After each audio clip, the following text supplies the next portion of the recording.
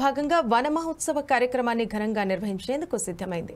ఇవాళ రాజధాని అమరావతి పరిధిలోని అనంతవరంలో ప్రపంచ పర్యావరణ దినోత్సవాన్ని పురస్కరించుకుని వన మహోత్సవ కార్యక్రమాన్ని తలపెట్టింది. 1,00,00,000 మొక్కలు నాటాలని ఏపీ ప్రభుత్వం నిర్ణయం తీసుకుంది. అనంతవరం ఎకో పార్కులో జరగనున్న ఈ కార్యక్రమంలో ముఖ్యమంత్రి చంద్రబాబుతో పాటు డిప్యూటీ సీఎం పవన్ కళ్యాణ్, మంత్రులు, ప్రజాప్రతినిధులు పాల్గొననున్నారు. ఎకో పార్కులో మొక్కలు నాటనున్నారు. అనంతరం అక్కడ ఏర్పాటు చేసిన బహిరంగ సభలో ప్రసంగించనున్నారు. మొక్కలు నాటడం వల్ల కలిగే ప్రయోజనాలు, ప్లాస్టిక్ వినియోగం వల్ల పర్యావరణానికి కలిగే దుష్పరిణామాలను వివరించనున్నారు సీఎం, డిప్యూటీ సీఎం. ఇక ఈ వన మహోత్సవం కార్యక్రమం ద్వారా ఒకే రోజులో రాష్ట్ర వ్యాప్తంగా రికార్డు స్థాయిలో 1,00,00,000 మొక్కలను నాటడం లక్ష్యంగా పెట్టుకుంది కూటమి ప్రభుత్వం. వనం మనం కార్యక్రమం కింద బ్రాండ్ చేయబడిన ఈ ప్రచారం రాష్ట్ర ప్రకృతి దృశ్యాన్ని మార్చడంతో పాటు 2047 నాటికి ప్రస్తుత 29% నుంచి ప్రతిష్టాత్మకమైన 50% పచ్చదనాన్ని పెంచే దీర్ఘకాలిక లక్ష్యంతో అడుగులు వేస్తున్నారు. ఇప్పటికే జిల్లా, నియోజకవర్గం, మండలం, గ్రామాల్లో ఈ కార్యక్రమం నిర్వహించాలని ఆదేశాలు జారీ చేశారు.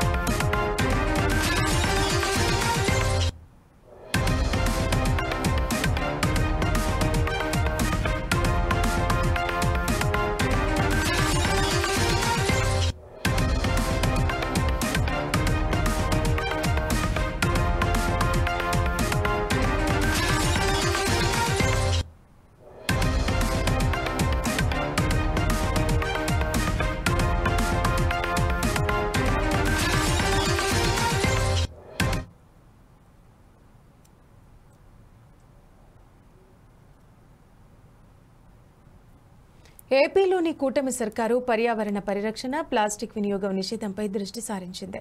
ఇందులో భాగంగా వన మహోత్సవ కార్యక్రమాన్ని ఘనంగా నిర్వహించేందుకు సిద్ధమైంది. ఇవాళ రాజధాని అమరావతి పరిధిలోని అనంతవరంలో ప్రపంచ పర్యావరణ దినోత్సవాన్ని పురస్కరించుకుని వన మహోత్సవ కార్యక్రమాన్ని తలపెట్టింది. 1,00,00,000 మొక్కలు నాటాలని ఏపీ ప్రభుత్వం నిర్ణయం తీసుకుంది. అనంతవరం ఎకో పార్కులో జరగనున్న ఈ కార్యక్రమంలో సీఎం చంద్రబాబుతో పాటు డిప్యూటీ సీఎం పవన్ కళ్యాణ్, మంత్రులు, ప్రజాప్రతినిధులు పాల్గొనున్నారు. ఇక ఎకో పార్కులో మొక్కలు నాటనున్నారు. అనంతరం అక్కడ ఏర్పాటు చేసిన బహిరంగ సభలో ప్రసంగించనున్నారు. మొక్కలు నాటడం వల్ల కలిగే ప్రయోజనాలు, ప్లాస్టిక్ వినియోగం వల్ల పర్యావరణానికి కలిగే దుష్పరిణామాలను వివరించనున్నారు సీఎం, డిప్యూటీ సీఎం.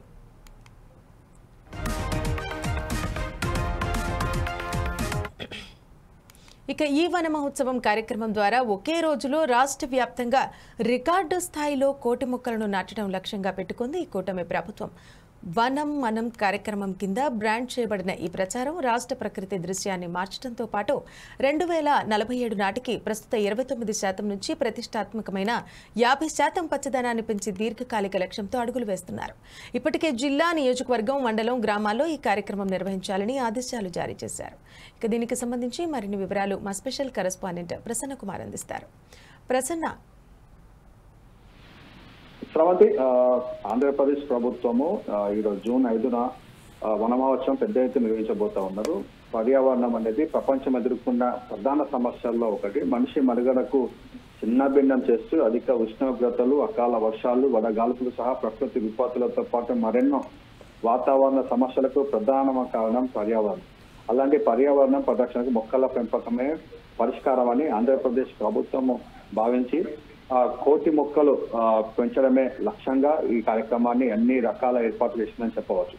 అయితే ఆంధ్రప్రదేశ్ ప్రభుత్వం అటవీ ప్రాంతాలు సహా గ్రామాలు, పట్టణాలు, నగరాల్లో ఖాళీ ప్రదేశాలతో పాటు రోడ్లకు ఇరువైపులా మొక్కలు నాటనున్నారు. పచ్చదనం పెంపు సహా పౌరులకు స్వచ్ఛమైన వాతావరణం అందించాలనేదే ఆంధ్రప్రదేశ్ ప్రభుత్వ లక్ష్యం, కూటమి ప్రభుత్వ లక్ష్యంగా పెట్టుకున్నట్టు తెలుస్తోంది. అయితే ఏటా వర్షాకాలం మొదలై తొలకరి జల్లులు నేలను తాకగానే మొక్కలు నాటేందుకు సిద్ధమవుతున్న రాష్ట్ర ప్రభుత్వం గతేడాది కూడా ఆగస్టులో వన మహోత్సవ కార్యక్రమాన్ని చేపట్టారు. అయితే ఈసారి నైరుతి ఋతుపవనాలు ముందే రావడంతో జూన్ 5 నుంచి మొక్కలు నాటే కార్యక్రమాన్ని శ్రీకారం చుట్టినట్టు తెలుస్తోంది. అయితే ప్రపంచ పర్యావరణ దినోత్సవం పురస్కరించుకొని ప్రారంభమయ్యే మొక్కల పెంపు పండుగ ఆగస్టు చివరి వరకు కొనసాగనుంది. ఇందులో భాగంగా కోట్లాది మొక్కలు నాటాలని సీఎం చంద్రబాబు ప్రభుత్వం లక్ష్యంగా పెట్టుకుంది. రాజధాని మొదలు పల్లె పట్టణం అనే తేడా లేకుండా అంతటా మొక్కలు నాటే కార్యక్రమం కొనసాగనుంది. సీఎం చంద్రబాబు సహా ఉప ముఖ్యమంత్రి పవన్ కళ్యాణ్, మంత్రులు, ఎమ్మెల్యేలు, ఎమ్మెల్సీలు, చైర్మన్లు సహా ఇతర ప్రజాప్రతినిధులంతా విధిగా మొక్కలు నాటాలని చెప్పేసి రాష్ట్ర ప్రభుత్వం ఆదేశాలు జారీ చేయడం జరిగింది. అయితే తొలి రోజే రాష్ట్ర వ్యాప్తంగా 1 కోటి మొక్కలు నాటాలనే ప్రభుత్వం లక్ష్యంగా పెట్టుకుంది. అయితే మొక్కలు నాటే కార్యక్రమంతో పాటు ప్లాస్టిక్ కాలుష్య నివారణ కార్యక్రమాలు నియోజకవర్గ మండల గ్రామ స్థాయి వరకు ఈ కార్యక్రమం కొనసాగేలా ప్లాన్ చేసినట్టు తెలుస్తోంది. అయితే అలాగే ప్లాస్టిక్ కాలుష్య నివారణపై అవగాహన కార్యక్రమాలు, విద్యార్థులకు పోటీలు నిర్వహిస్తారని కూడా తెలుస్తోంది. అయితే సామాజిక మాధ్యమాల్లో ప్రజల నుంచి అభిప్రాయాలు, సూచనలు, సలహాలు తీసుకుంటారు. ఈ మేరకు విధి విధానాలు ఖరారు చేస్తూ అటవీ శాఖ ప్రత్యేక ప్రధాన కార్యదర్శి అనంతరాము సోమవారం 2 వేర్వేరు ఉత్తర్వులు జారీ చేసినట్టు తెలుస్తా ఉంది. శ్రావంతి.